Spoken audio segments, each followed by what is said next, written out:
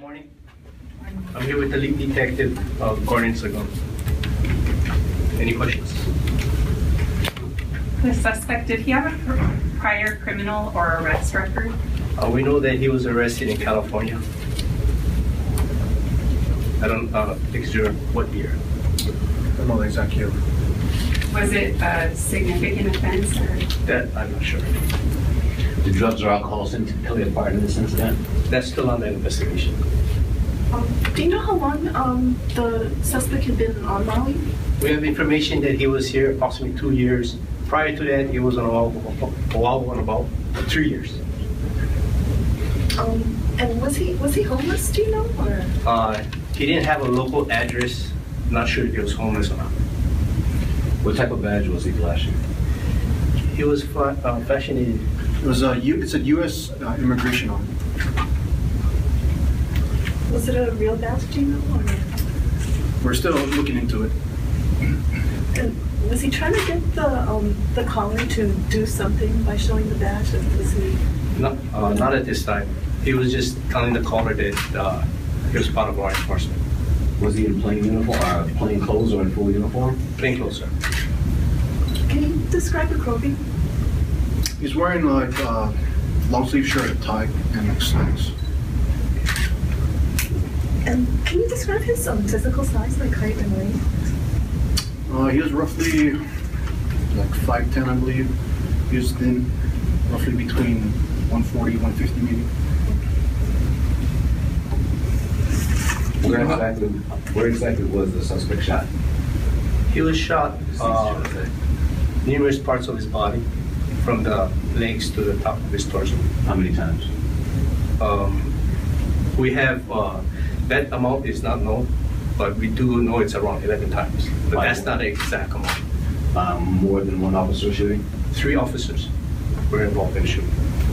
Do you know approximately how many rounds were shot by the perpetrator and the police? We recovered over 50 shell casings. 9 of them was from the perpetrator. Can you say the caliber of the gun? It's a 9mm. And do you know if it was legally acquired or? I'm still working with some of the federal units, but what I do know, it's legal. Oh, okay. And how? I'm sorry. Or was it registered to him? I'm sorry. It was registered to a business. And how are the officers holding up? I'm pretty sure they're doing well. We're here to talk about the shooting. So is it his business? Do you know that? I'm sorry. We can't release that right now. Do you know if he had a permit to carry or a concealed carry permit? No. So from the pictures of the police car that was shot, can you explain like how the back windows were shot out? Those damages were from both sides, the police officer and the perpetrator. As far as who did the most damage, we're not going to be able to find that out right now. And could you again talk about what the call was about? So somebody called the police for whatever reason? Yes, this individual was at the park, and the perpetrator went up to him and I guess was questioning him about why he was there, and then actually had a badge that said he was law enforcement, and he became suspicious and actually called police.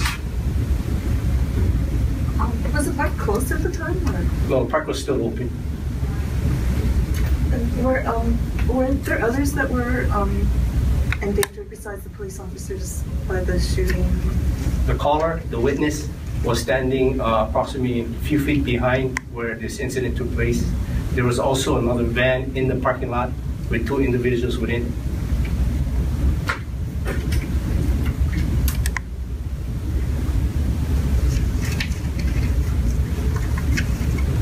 Do you know if there were words exchanged by the suspect with the police officers before he pulled out the gun? like we said earlier, he did speak with the police officers, became confrontational, and there were words exchanged. As what they were, I can't tell you right now.